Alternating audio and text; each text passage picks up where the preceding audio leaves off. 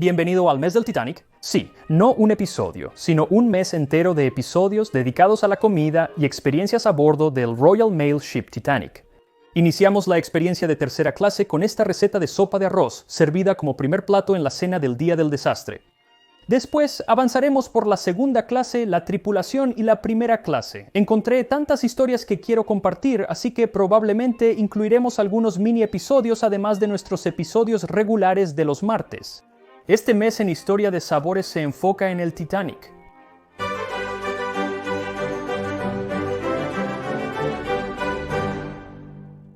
Así que tengo dos objetivos principales con esta serie. Primero es terminar mi Titanic de Lego y encontrar un lugar para ponerlo. El segundo es que al final de la serie habremos creado una comida completa de varios platos diferentes inspirados en los menús del 14 de abril de 1912. El último día completo que el Titanic navegó hace 110 años y la mayoría de los platos serán de primera clase porque simplemente eran más emocionantes. Pero como hoy estamos hablando de tercera clase, pensé que comenzaríamos con la sopa que se sirvió a los pasajeros de tercera clase para la cena de ese día. Ahora, el problema es que aunque conocemos los nombres de muchos de los platos que se sirvieron en el barco, no tenemos ninguna receta, por lo que no sabemos exactamente qué estaban preparando. Así que tendré que recurrir a los libros de cocina de la época para averiguar cómo podrían haber sido las recetas, como esta receta de sopa de arroz de la cocina moderna para familias privadas de Eliza Acton. Echa 4 onzas de arroz bien lavado en agua hirviendo y 5 minutos después, viértelo en un colador, escúrrelo bien y ponlo en un par de cuartos de galón de buen caldo blanco hirviendo. Cocina hasta que esté suave, sazona con sal, cayena y macis molido. Añade 3 cuartos de pinta de crema muy rica. Hierve y sirve de inmediato. Aunque esto pueda parecer bastante básico, en realidad es mucho más emocionante que las otras recetas de sopa de arroz de la época, las cuales eran solo arroz y caldo.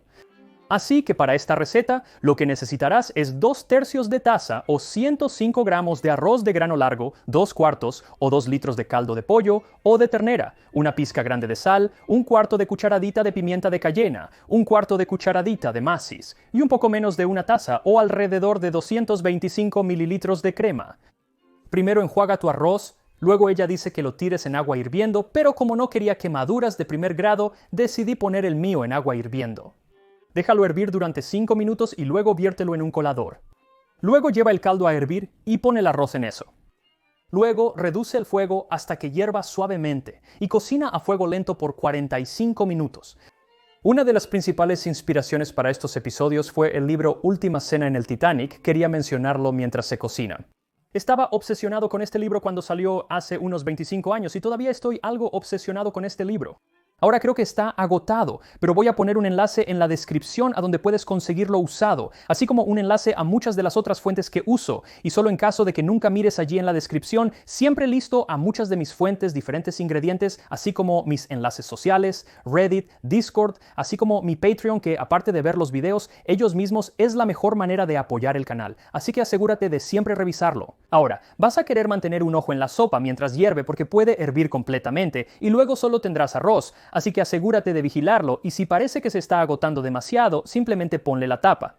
Mientras termina de hervir a fuego lento, veamos cómo era viajar en tercera clase en el Titanic. Sin importar tu clase social, ya fueras un campesino o un adinerado que cenaba en el Ritz en 1912, el Royal Mail Ship Titanic habría sido un espectáculo impresionante. Por cierto, Royal Mail Ship significa Royal Mail Ship, y el Titanic sí llevaba correo, pero con casi 900 pies de largo, el barco más grande de su época llevaba mucho más que solo correo.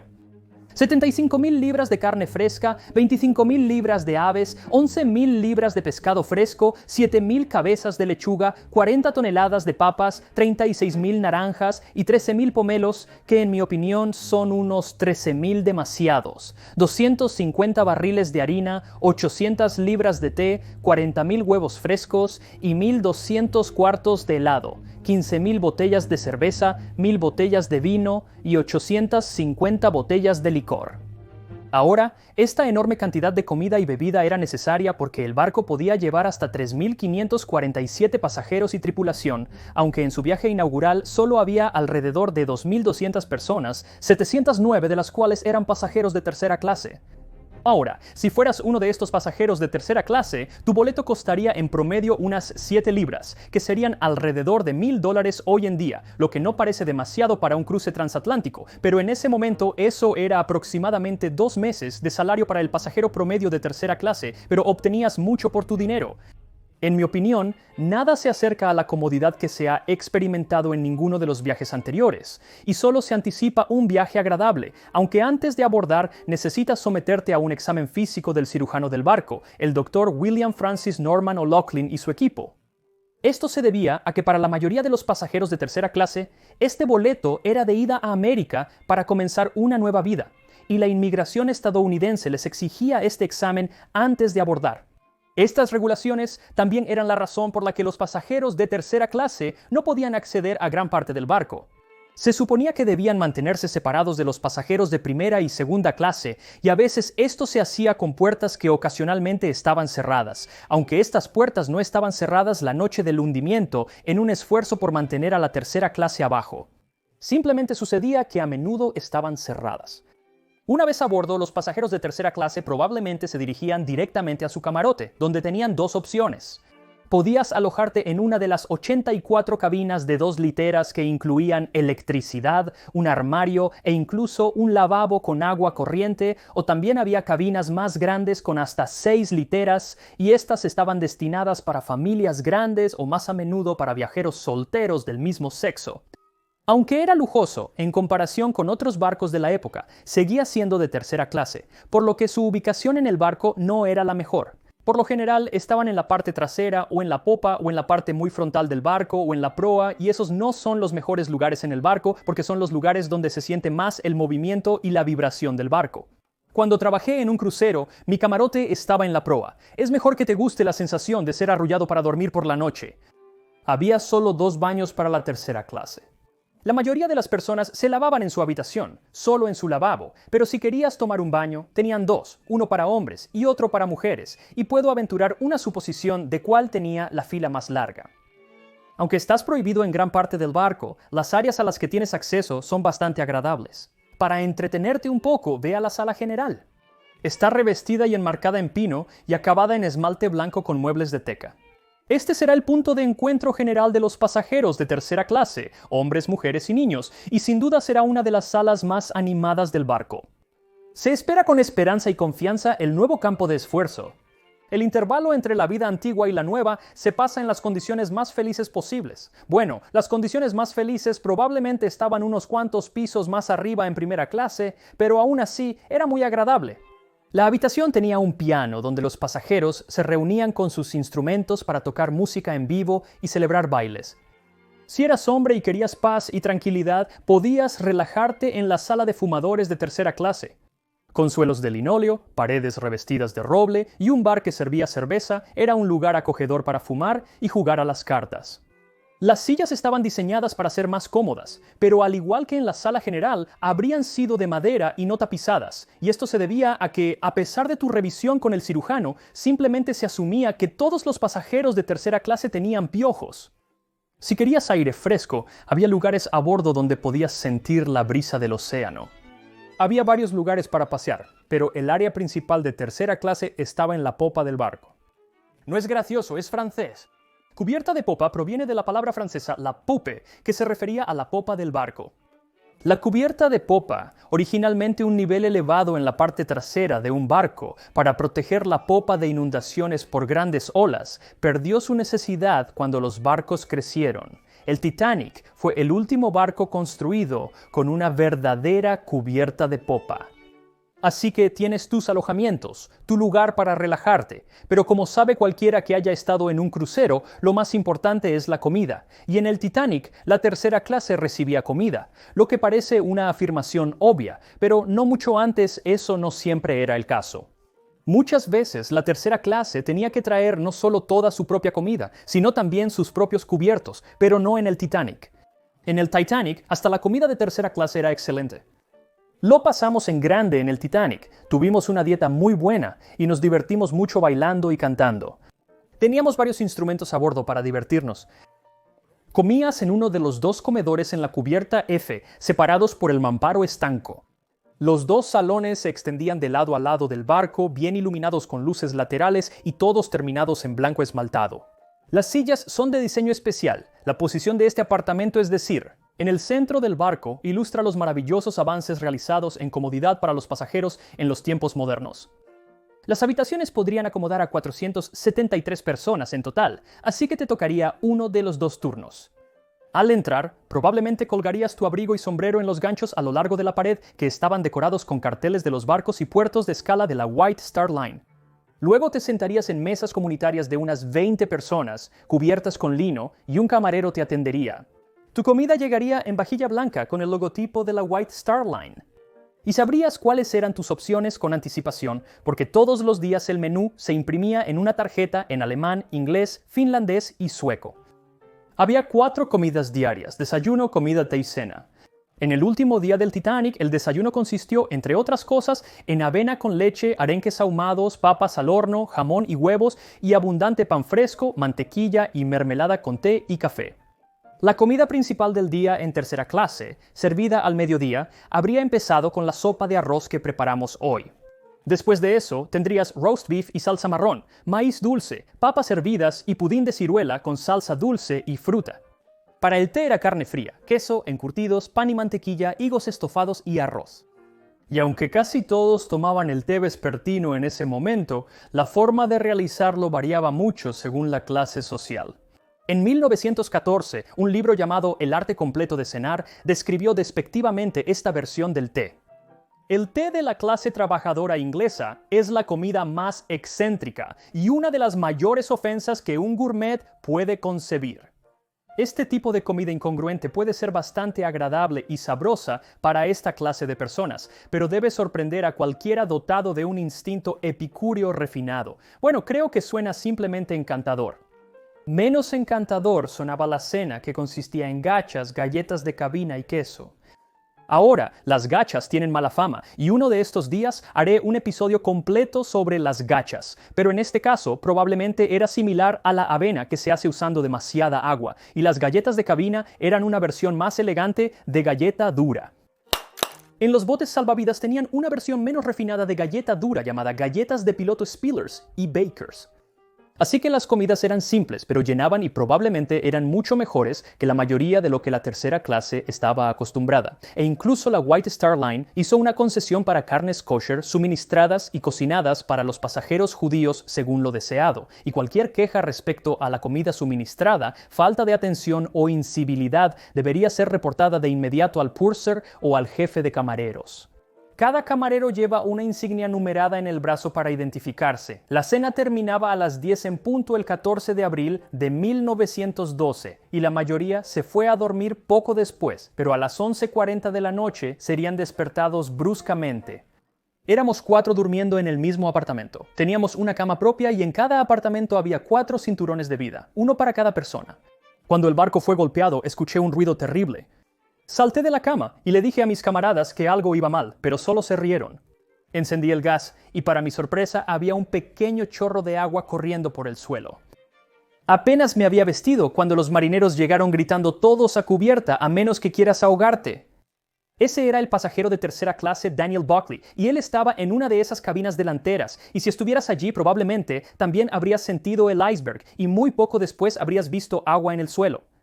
Muchos hombres sintieron el impacto y de inmediato se pusieron sus chalecos salvavidas, dirigiéndose por Scotland Road, un largo corredor que conectaba la proa con la popa del barco. Regresaron a la sala de fumadores de tercera clase que estaba completamente en la popa, pero muchos de los hombres que estaban allí realmente no habían sentido el iceberg y definitivamente no habían visto agua, por lo que no lo estaban tomando en serio. Se burlaron de los hombres por usar los chalecos salvavidas y había camareros que instruyeron a los hombres a quitarse los chalecos salvavidas. Ahora, mientras que a la tercera clase no se le obligó a permanecer bajo cubierta, se les animó a permanecer en un lugar y esperar más instrucciones de la tripulación, pero cuando la tripulación salió a cubierta y comenzó a cargar los botes salvavidas, se distrajo y nunca volvió a bajar para decirles a los pasajeros de tercera clase qué hacer, y cuando los pasajeros de tercera clase se dieron cuenta de esto, ya era demasiado tarde y el último de los botes salvavidas se había ido. Aunque Daniel Buckley, al ver el agua en su habitación, no esperó instrucciones. Subí a cubierta y un marinero me pidió ayuda para bajar los botes. Él dijo, toma una oportunidad tú mismo. Imité a mi amigo, pero los oficiales llegaron y nos ordenaron desembarcar. Una mujer dijo, acuéstate chico, eres el hijo de alguien. Ella me cubrió con una alfombra y el bote salió, así que fui salvado. Gershon Cohen, otro pasajero de tercera clase, dijo que no tenía un cinturón de vida en su habitación, pero no estaba tan preocupado porque cuando fue a la sala general todos estaban bailando y cantando y nadie parecía tan preocupado. Solo fue cuando él también salió a cubierta y vio hielo por todas partes que se dio cuenta de la gravedad de la situación. Subió a la cubierta de primera clase y buscó un cinturón de vida durante 30 minutos hasta encontrar uno. Acababa de ponérmelo cuando el barco se inclinó completamente y muchas personas cayeron al agua y se ahogaron. Me aferré a las barandillas de la cubierta como si mi vida dependiera de ello, a unos 200 pies sobre el agua. También debajo de él estaba el último bote salvavidas que abandonaba el Titanic y trató de subirse a él saltando 5 pies hasta la cuerda de bajada, pero la cuerda cortó sus guantes y sus manos y él también cayó al agua. Después de 5 minutos en el agua, que parecían horas, me arrastraron hasta el último bote salvavidas. Había casi todas mujeres y niños y 3 hombres. Me dieron un remo para mover el bote. Debíamos remar con fuerza porque el Titanic se hundía y la succión nos arrastraría a todos hacia abajo. Sabemos menos sobre lo que sucedía en el Titanic durante los últimos minutos, pero hay historias de sobrevivientes rescatados del agua. Uno cuenta de un pasajero de tercera clase corriendo por la sala general en su intento de salir del barco, y la sala estaba vacía excepto por una mujer y su joven hijo.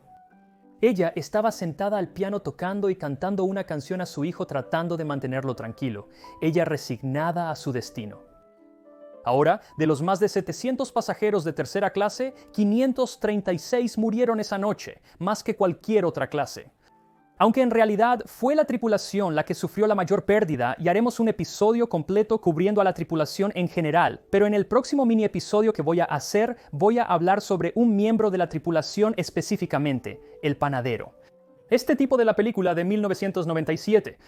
Pero antes de pasar de la tercera clase, quería contar una historia más de primera mano y en realidad no iba a hacerlo porque es realmente extraña y puede parecer casi insensible, pero después de reflexionar sobre ello, me di cuenta de que muestra un aspecto de la humanidad que ninguna de las otras cuentas tiene. Es una carta de Bertha Mulvihill a su hermana Maude y Bertha escribió esto en el Carpathia, que fue el barco que recogió a los supervivientes después del hundimiento real, es cuando está escribiendo esta carta. Y no sé si estaba en shock o solo incredulidad o qué, pero es fascinante. Querida Maud, la experiencia es genial. Estoy bien, nunca mejor. ¿Cuándo te enteraste del desastre? Estoy tan contento de haber estado en ello, nunca lo olvidaré. Nunca presencié un espectáculo como cuando el querido Titanic se hundió, se partió en 2. La escena fue terrible. No pienses que estoy loco por estar tan feliz de ver el show. Estoy terriblemente feliz como la noche en que nací. Nunca fui más feliz. ¡Qué figura! Ahora podría contar innumerables historias de la tercera clase en esa fatídica noche de abril, pero resulta que es hora de condimentar nuestra sopa de arroz. Una vez que el arroz esté suave, añade la sal, pimienta de cayena y macis, vierte la crema y revuélvela mientras hierve por 1 minuto. Luego sirve. Aquí tenemos sopa de arroz, tal como se sirvió a los pasajeros de tercera clase del Titanic. Huele realmente bien. Es interesante porque es una especie de sopa y gachas a la vez. Es un lugar algo extraño, especialmente con la crema, pero le daremos una oportunidad.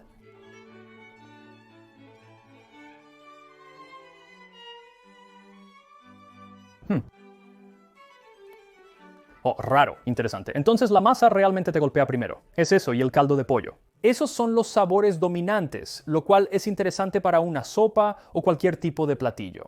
¿Es una combinación extraña? Y luego después de un par de segundos, no obtienes el sabor del cayena, pero sí el calor del cayena, lo cual es realmente interesante, especialmente en la comida de esta época. No la consideras picante, pero lo es. Tengo que decir que es raro, pero también es bueno y vaya, sería muy llenador. Y sabes, es el primero de una comida bastante grande, pero las comidas después de esta vamos a cubrir las otras clases. Se vuelven enormes. Esta es una comida pequeña en comparación con lo que vamos a cubrir en futuros episodios. Espero que estés tan emocionado como yo sobre el mes del Titanic. He querido hacerlo durante mucho tiempo, así que estoy muy contento de que esté aquí y nos veremos la próxima vez en el mes del Titanic en Degustando Historia.